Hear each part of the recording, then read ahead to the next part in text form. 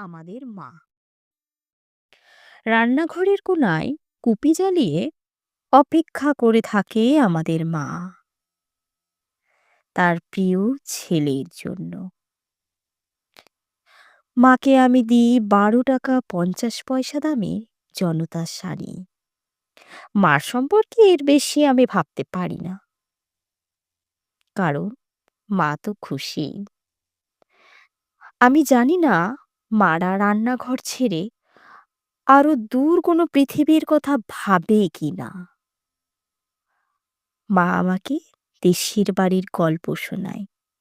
মার কাছে রবি ঠাকুর ব্যর্থ, বাবার কাছে বোঝা।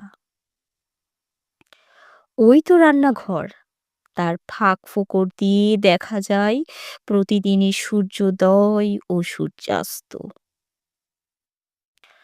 মার আজীবন সময় কেটে যায় রান্নাঘর আর শোবার ঘরের ভিতর। তবুও মা শুনতে চায় পদাবলীর কীর্তন।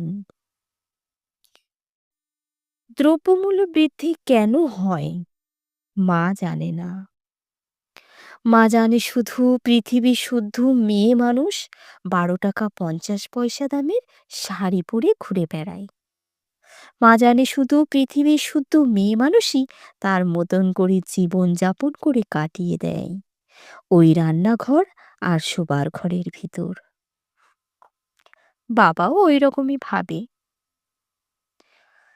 আমাদের স্ত্রীরাও একদিন এভাবে অপেক্ষা করে থাকবে তার স্বামী অথবা প্রিয় ছেলের জন্য।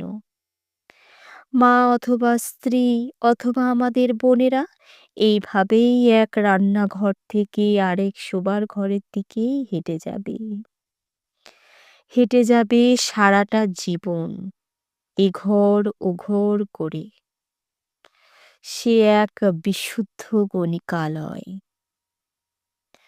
শুধু অপেক্ষা করে থাকা তার প্রিয় মানুষের জন্য।